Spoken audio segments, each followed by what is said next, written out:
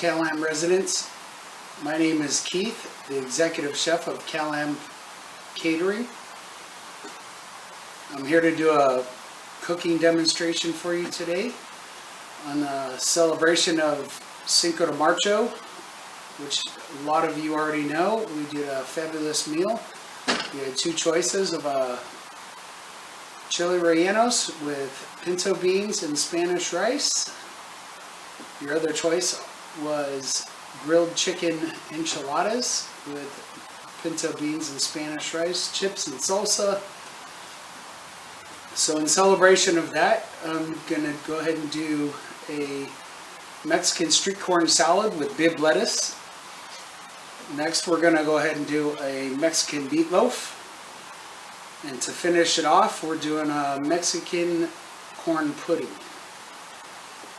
To get started today, your recipe for the corn salad, we're going to go ahead over medium-low heat. I'm going to start a little bit high and then we'll turn it down. So I get started with the corn. I'm going to put 2 ears of corn that I went ahead and shucked.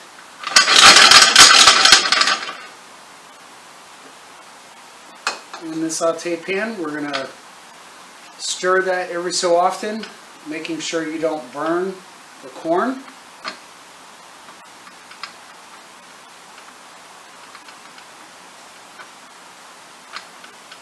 This is real nice light salad.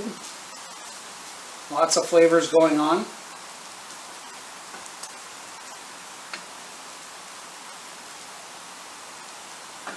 We're going to add just a little bit of salt and pepper. You don't want to add too much salt to this. There is cotija cheese, which is known as the Mexican Parmesan cheese. It's a dry cheese, but it can intend to be a little bit salty. We're just going to go ahead and saute this corn until we get golden brown.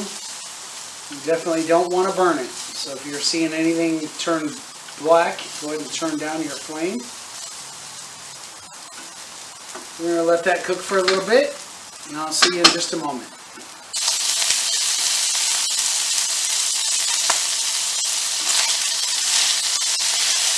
Starting to get a little bit of color in the bottom of the pan, so just make sure you keep stirring this. There is a little bit of oil in here. It helps get a little bit of color. It helps it from sticking so much. While I got that down low, I'm going to go ahead and cut my onion up. A little bit of diced red onion. Diced peppers. You can put red and green in there. I like the color of the red, so I'm just going with red.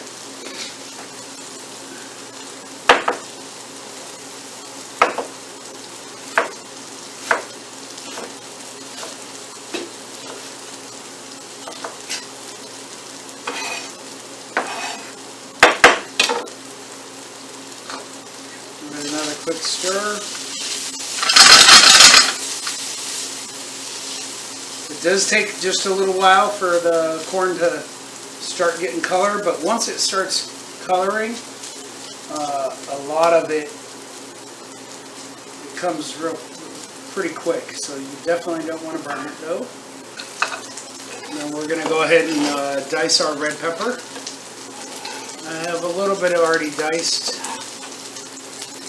I'd finish it up. When it comes to red peppers, I like to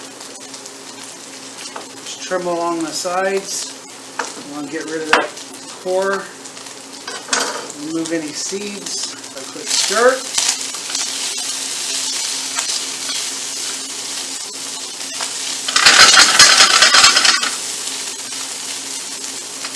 It's amazing to smell just a little bit of corn in a pan has. It smells wonderful in here right now. Now once your corn starts to get its color, then we're going to go ahead and add our onions and our peppers. I'm only going to use about half of this pepper due to the fact I already have some already prepped.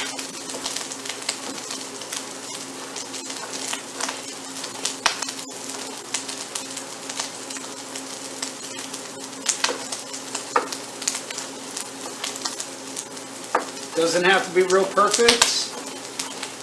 Just gives it that kind of rustic look. Okay, I'm just going to put that in my little bowl there. And as you can hear and probably see a little bit, it's starting to jump around. Starting to get some color there.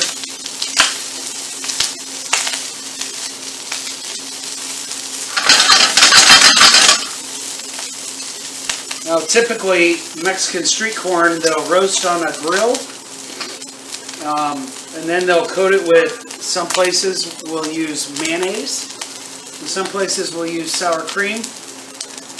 Then they'll finish it off with a little bit of cotija cheese or queso fresca. Again, the cotija cheese is like a somewhat dry cheese. It has a similar taste to Parmesan. It is considered the Mexican Parmesan, and some places will use queso fresca. Queso fresca now is kind of like the feta of Mexican cheese. It's soft and crumbly. It has a little bit of a briny flavor to it. A couple of places I worked at, one used cotija and one used queso fresca. Okay, so we're getting a golden brown on there. We're going to go ahead and add our onions. You don't want to get your corn too dark because you have to continue cooking. So our onions and our bell peppers. We'll go ahead and add that. You're going to let the onions and peppers just sweat a little bit once you notice that they're kind of sweating out a little. Then we're going to add our garlic, our chili powder. So that's cumin and chili powder. A little bit of chipotle peppers that I've chopped. Just takes a little bit of chipotle. Our fresh garlic. And I'm going to give that a stir. Coming together just fine. And then we're going to finish with the cotija cheese. We're going to wrap it and just let it rest. Now, while it's resting, we're going to go ahead and start the dressing for this. And by putting your chili powder and your cumin in here and sauteing it for a minute, it's really going to let the dry spices bloom. So it will intensify the flavor. So I think that's looking pretty good. The onions have sweated. Peppers have sweated, everything's mixed well. Now we're going to go ahead and finish with the cotija cheese. Just give that a stir. And then I'm going to place it in a stainless steel bowl. We're going to cover it. You could go ahead and refrigerate it and serve this whole salad cold, whichever your preference. But with the warm cheese and the warm corn and peppers and onions, just makes for a wonderful flavor. Okay. Go ahead and wrap this up and just let it rest.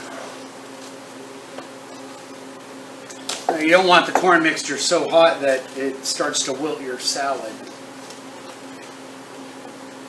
I'm just going to give that a rest right there.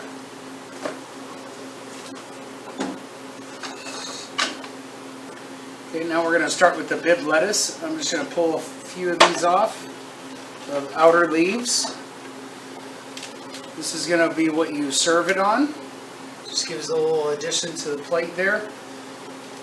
So if you're not familiar, Bibb lettuce is hydroponically grown. What that is where it uses very little water, a circulating water system. We're going to go ahead and pull off these outer leaves. And then we're going to go ahead and chop up the inner leaves. This off to the side. And this whole thing is essentially edible. And you know, if you leave the root attached, you could actually plant this again in the ground and it will continue to produce leaves.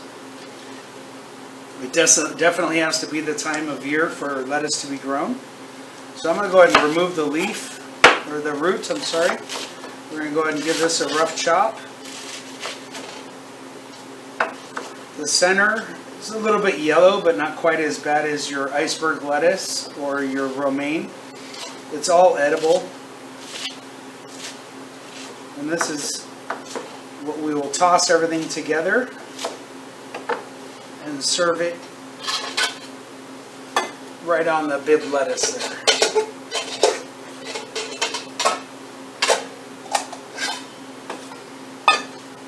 We're going to put this off to the side and we're going to get started on the dressing.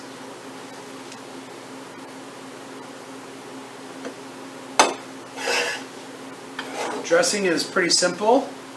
Yogurt, lime juice, chipotle. This is a Greek yogurt. Just get the plain Greek yogurt. You don't want any weird flavors in there like vanilla or anything like that. We're going to go ahead and add our lime juice. I freshly squeezed this a little bit ago. Chipotle peppers. I'm just going to give that a stir. You can make this ahead of time. You can keep this dressing up to 3-4 days to a week in the fridge.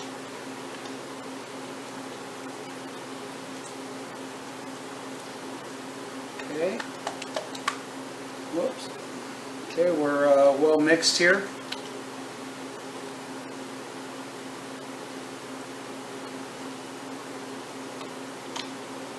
Chipotles aren't real spicy. They can be in the back end, but they have a really nice smoky flavor. They are a smoked jalapeno.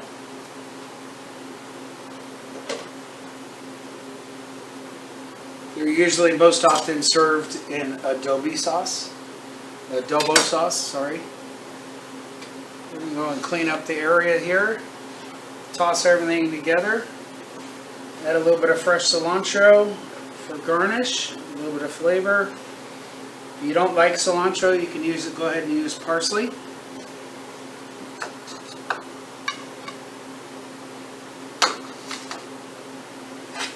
I think I'm going to go ahead and steal another leaf. And the Bibb lettuce comes in relatively clean, just the underside needs a little bit of washing. But they're not grown in manure or anything like that, so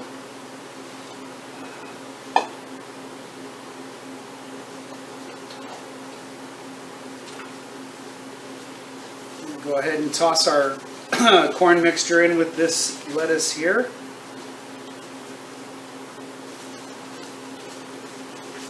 Add a little bit of dressing. Okay. And the really nice part is the avocado on top, which you'll want to coat if you're doing it ahead of time with a little bit of lemon or lime juice, preferably lime because you have lime in the recipe. That'll keep it from turning brown. So we're going to go ahead and add a little bit of this.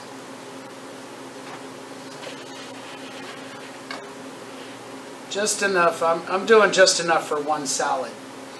This will make 4 to 6 salads depending on how big you would like your salad to be. I'm going to go ahead and reserve a little bit of this chopped butter lettuce. I'm going to mix everything together here. Add a little bit of dressing. Give that a quick toss.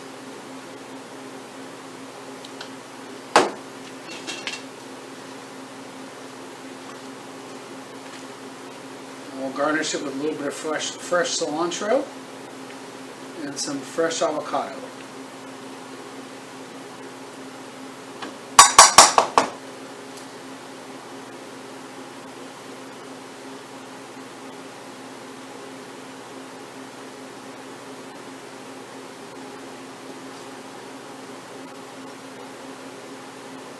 there you have it, folks. Go ahead and get the... So when I do an avocado, I like to, in the palm of the hand, be very careful. You don't want to cut through the skin. I usually do my dicing of it right in the palm of my hand. Goes lengthwise this way, and then to get little diamonds, I'll go catty corner. And that'll give us a nice presentation, a little bit of avocado diamonds. Then I'll use the back of my knife. Since we're not going to use all of this avocado for this one salad, I'm going to reserve the rest.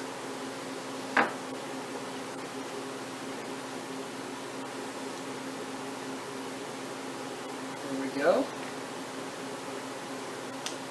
A couple of fresh cilantro leaves. You could chop up some cilantro and go ahead and add it to your salad, or you could just use it as part of the garnish right there. And there you have it.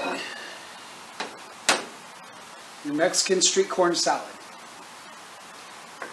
Let me get this all cleaned up and I'll be right back. We're going to go ahead and get started on a Mexican meatloaf. Your Mexican, or your Meatloaf Monday for Cinco de Mayo or Cinco de Marzo. Go ahead and change it up a little bit in celebration and do a Mexican meatloaf. And I'll see you shortly. Hello everybody, I'm back. Now to get started with the meatloaf, I have my ground pork and my ground beef. I'm going to go ahead and pop that in a bigger bowl.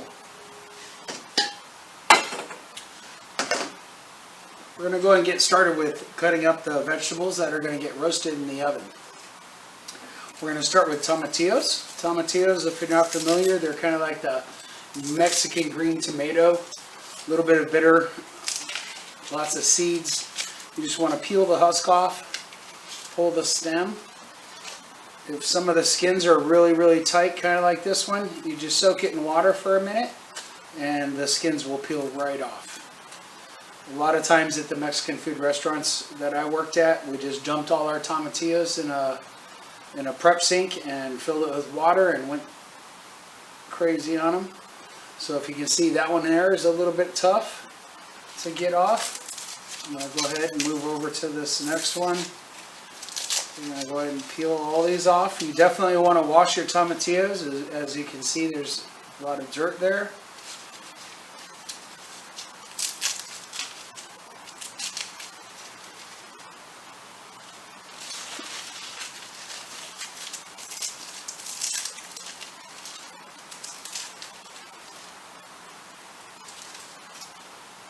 And the flesh has kind of a stickiness to it, but that'll go away once you wash them.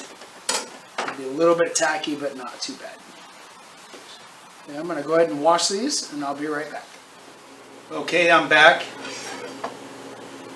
So while I was on a little break, I went ahead and soaked the tomatillo that you saw was giving me a hard time, and you see how easy it is to peel the skin right off. I had 2 tomatillos that were giving me a little bit of a hard time, so I did what I was talking about. I soaked them in just a little bit of water and the skin peels right off. Here's another one. That skin was really tight on there. As you can see, pull it right off. I'm just going to discard this. So we're going to go ahead and cut the tomatillos in half. Lay them on our pre-foiled sheet pan.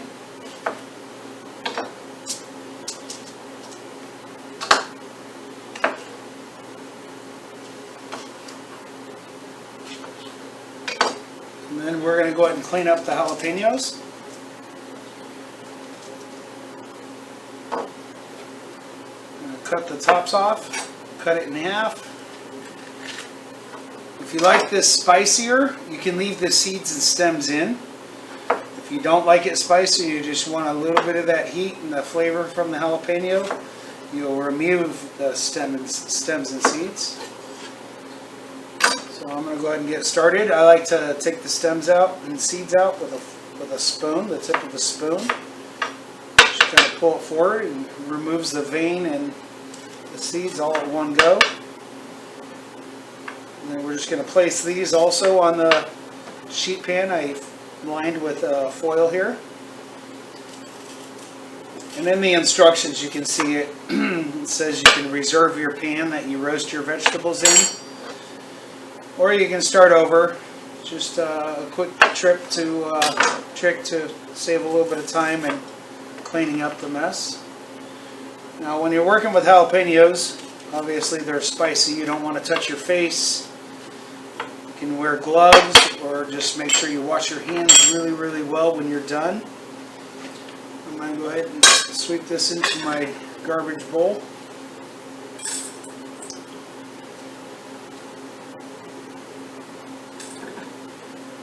Okay, and we have our jalapenos are all cleaned and stemmed. I'm going to go ahead and place those on a sheet pan. My garlic's already on there. You leave your garlic clove whole and it will roast. All this is going to go in our food processor. So just cut your ends off and peel your onion.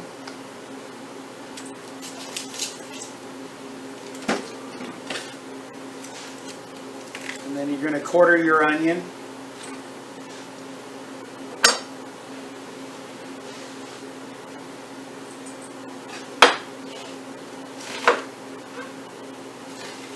Remember, it's all going to go in your food processor, and you do want it a little chunky. So I just kind of quartered it, cut it in half from there. You do want to break up your onion petals a little. If you don't, they won't roast quite as much. I do have a finished product to save a little bit of time here. So from the Magica TV, this is going in the oven.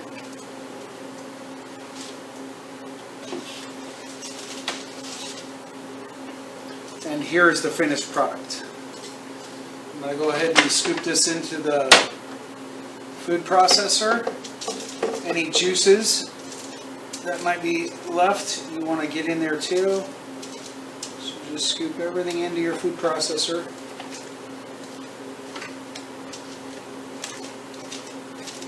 Pulse it a few times, get all that lovely juice in there.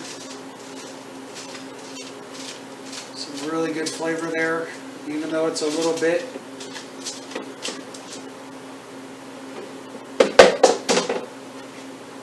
We're just going to set this aside. Okay. Then you go ahead and pulse this a couple times. Scrape the bowl down just a little bit. Some of those bigger petals like to go to the top. Okay, scrape down the bowl. Now we're going to add our lemon juice, or our lime juice, I'm sorry. Our hot sauce. I just used like a Frank's Red Hot. And we're going to go ahead and add our egg. 1 egg. Crack that in there. That's going to help distribute it so when you mix it in with your meat. Okay, a little bit of salt and pepper. Salt, pepper. And I'm going to add just a little bit of the cilantro to begin with to get it well blended into the mix there. And then we're going to fold more in when we mix it. More pulses. You do want it kind of thick and chunky, like a thick and chunky salsa.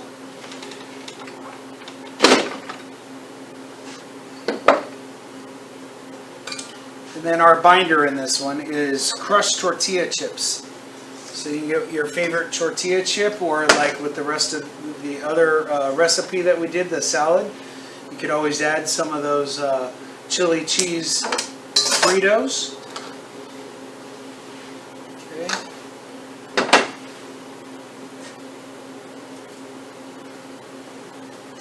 I'm going to go ahead and get some gloves on. Working with the raw meat. And then we're going to have the raw egg in there. Okay.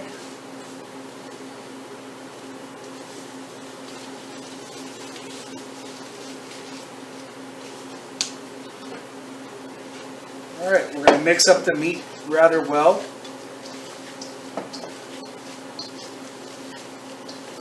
Just give it a really good mix. Move it around. You want it to look light pink.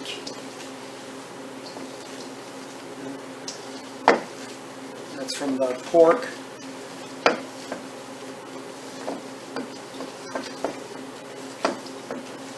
So we're going to mix it, and then we're going to stir in our binder, our cheese, our cilantro, green onion, and our corn tortilla chips. Okay, so we're going to go in with the cheese. Now, I did reduce this recipe a little since I'm not feeding a whole class. Corn tortilla chips, some cilantro, and what I like to do with the mix, it's up to you if you'd like. I like to reserve a little bit and use it as kind of a sauce, and I'll show you that in a little while.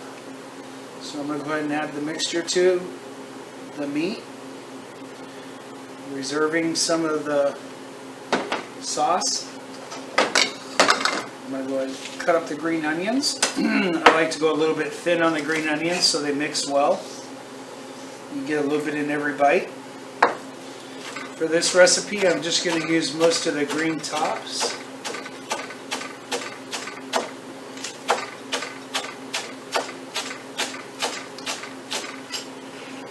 And that should work. Just going to add that in there.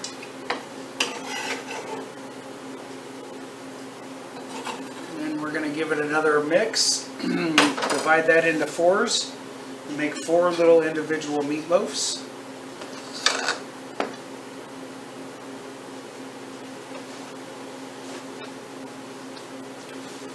So a little history on Mexico. Just wondering if any of you know what Cinco de Mayo is in celebration of.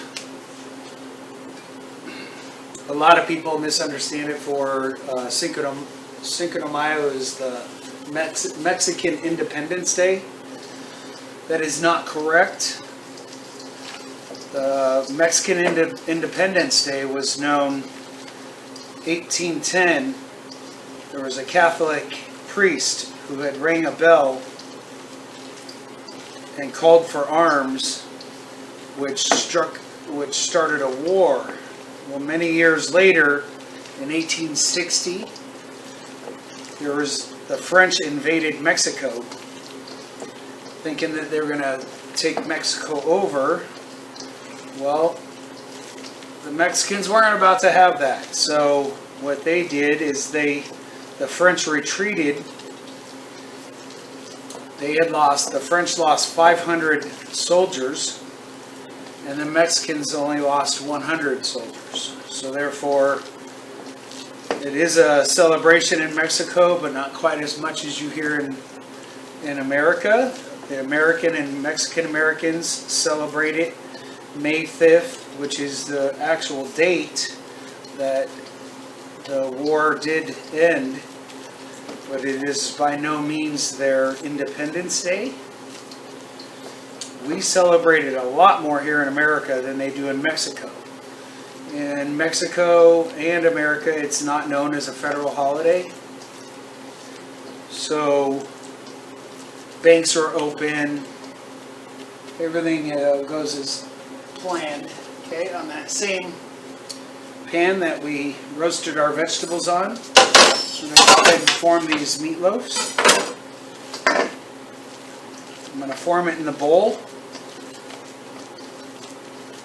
Just make one big meatloaf and then we'll divide it into 4s. Okay.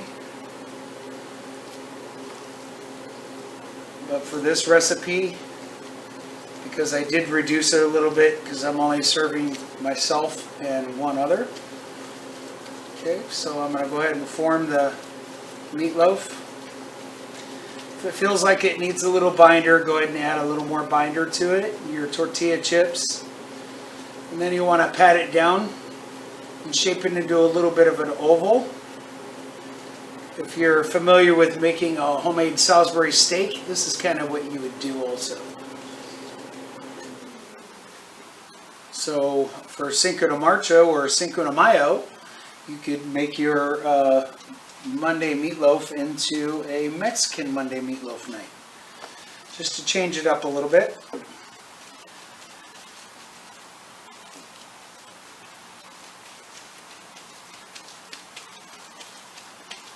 So in Mexico, only in the town of Pueblo would they celebrate Cinco de Mayo, and it would only typically be pure parades and whatnot.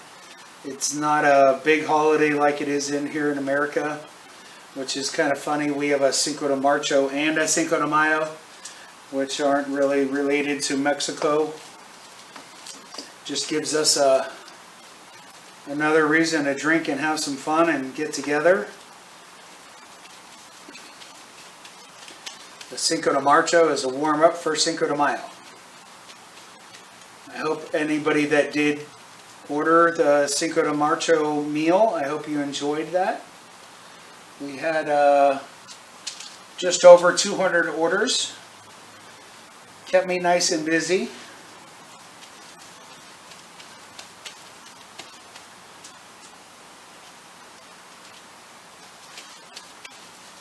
And then we're going to go ahead and bake this 350 degrees for about 20 to 25 minutes till the internal temperature turns to 155.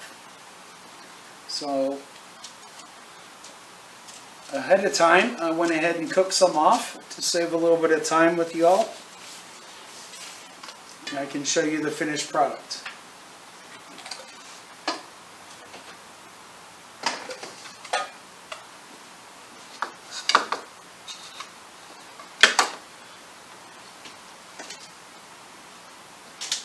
Okay, just remove these out of the fridge, or I'm sorry, out of the oven. Like I said, I like to reserve the sauce here. I'm going to put that in a saute pan. We're going to cook it just for a moment and pour it right over the sauce. I'm sorry, pour it right over the meatloaf.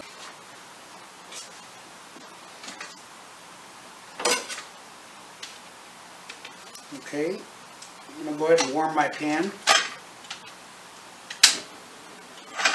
with a little bit of sauce. We're going to go ahead and serve up our meatloaf.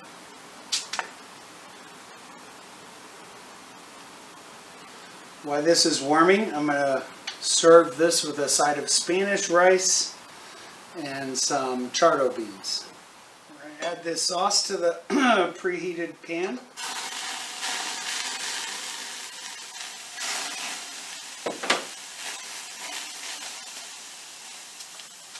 If it gets a little too thick, you can add just a little bit of water. You just want to cook it a little bit. Cook the onion, enhance the flavors that are in there. The raw egg. You don't want to forget about that raw egg. You want to make sure you cook that.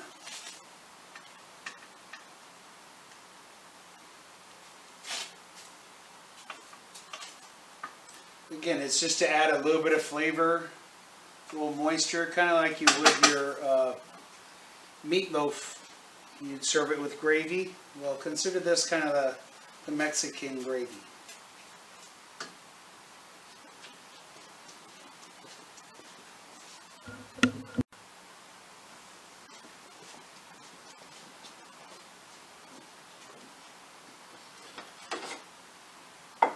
Okay, my sauce is done here.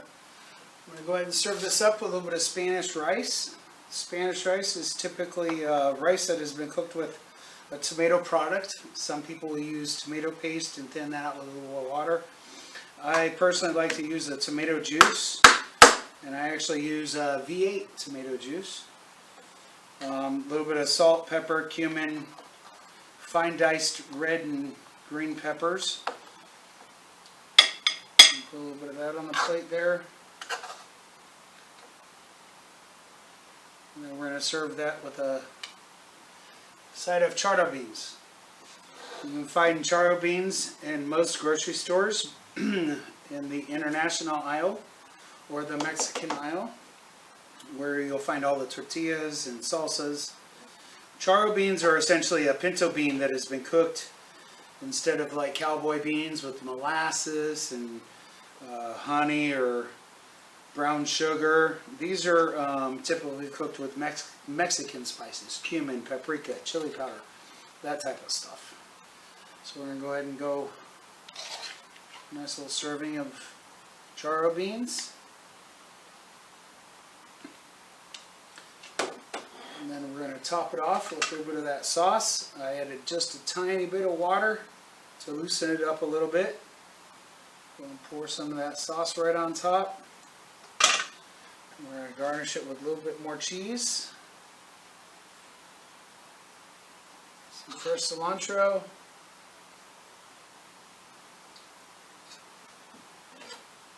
And a little bit of a lime wedge.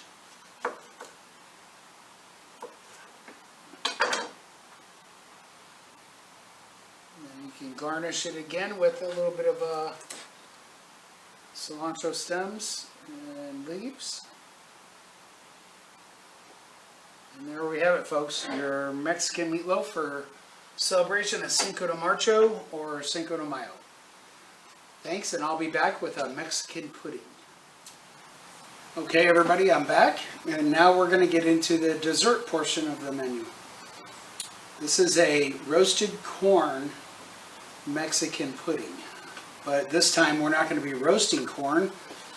This is a product that you'll find in a lot of the Mexican markets or international markets. It's called pan. What they do is they take corn, they roast it, then they dehydrate it, and then they grind it really, really fine. If you're familiar with what polenta is, it's similar to polenta, except for this is pre-roasted and it's a little bit more fine. So I'm going to go ahead and get started by warming the saute pan up. This is a relatively easy recipe, as the rest of them were pretty easy. Very little involved here. So I'm going to go ahead and take my milk. It's kind of everything in the pool all at once. Milk, coconut milk, sugar, white sugar. Then we're going to add our brown sugar, your vanilla, and your cinnamon. And we're just going to let that come to a boil. Just as it starts to boil, we're going to turn down the heat and start adding our pan. You want to stir in everything really well. It's going to take a few minutes for this to come to a boil. I'll be right back in just a moment. Okay, I don't know if you guys can see, but in this pot, in my pot, it's starting to get bubbly. It's real close to boiling. You definitely want to just make sure you don't burn your milk to the bottom of the pan, because then it will scorch, and as you stir it, we'll mix everything in, and then that's not a good thing. So that's almost to a boil. The next step is to sprinkle in your pan, but you want to do it a little bit slowly and whisking consistently. You don't want it to be lumpy. If you just dropped it all in there and tried to stir it, it'd be real lumpy. And this is kind of like porridge or say oatmeal, closer to the porridge thing, or grits. It's essentially the same thing, but on the sweeter side. So you can just enjoy a dish kind of like that, but for dessert instead of breakfast. So I'm going to go ahead and sprinkle this in slowly. And it will thicken as you're getting closer to the end of your pan. So if you see I sprinkle a little bit, I make sure I stir so there's no lumps. I'm going to stop and stir. You don't really want any lumps in this. just as you wouldn't want lumps in your grits. I know when I was a kid, I loved the lumps in the grits though.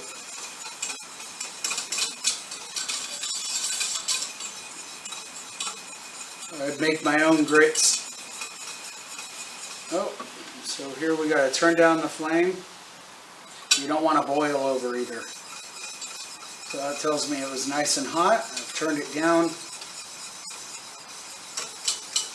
Continuously stir. Give it a break. Stir some more. We're coming to the end almost of the pan. I can feel it, it's starting to get thick.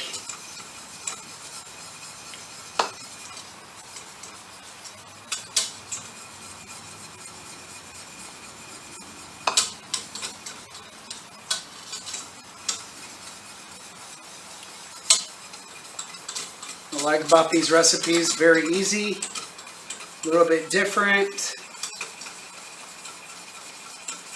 Make it on your Cinco de Mayo, or just make it because you want something different. Okay, as you guys can tell, if you can see it in the mirror there, it's starting to thicken a little more. That's very smooth. So now I'm just going to sprinkle in the rest of the pan. And all the pan is in there. Take a rubber spatula and scrape down the sides a little bit and then stir it some more.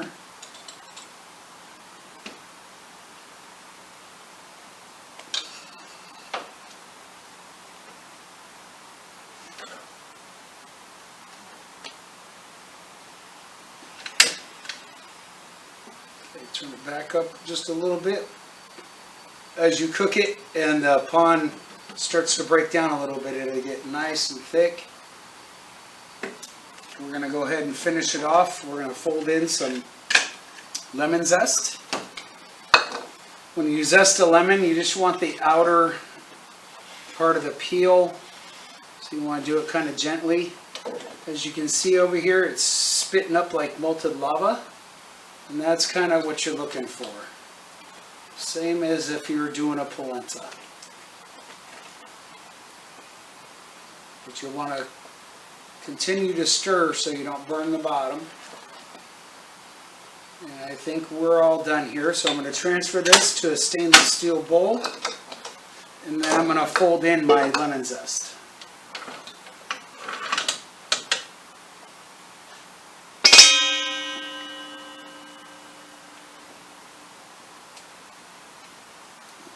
It's nice and creamy.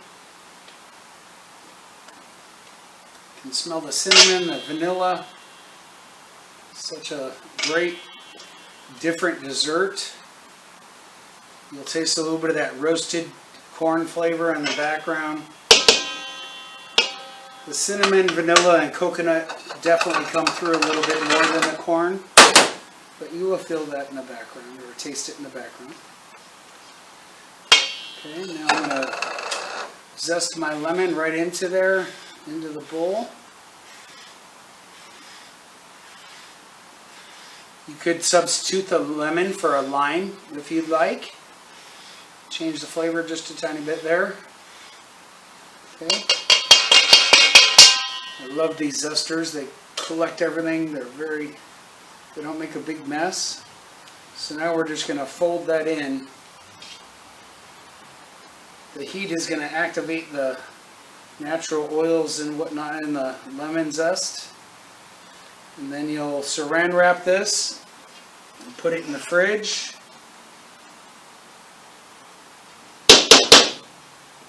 I'm going to save a little time so we're not waiting for that to cool off. I went ahead and did some ahead of time. It's been resting in the fridge. You want to push your plastic down on top of your dough or your pan, your pudding. Okay. It's kind of a dense texture to it. At the end there, if you'd like, and you want to keep it a little bit runny like this, you can add a little more coconut milk, and it'll be a little bit smoother texture. And here you just want to stir it up a little bit. And you can make this ahead of time also. I'm just going to scoop it into the bowl here.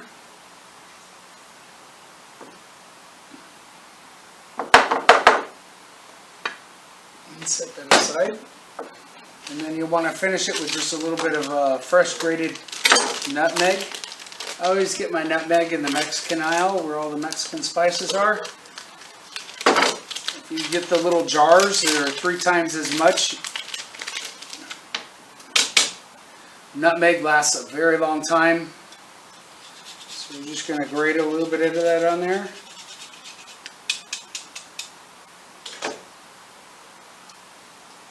Go ahead and garnish it with a little bit of cilantro for a little color.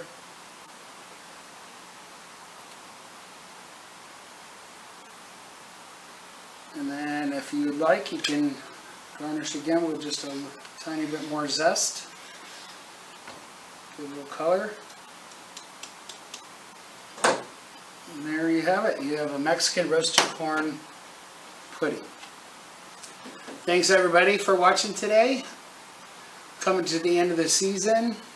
Thank you and have a great day.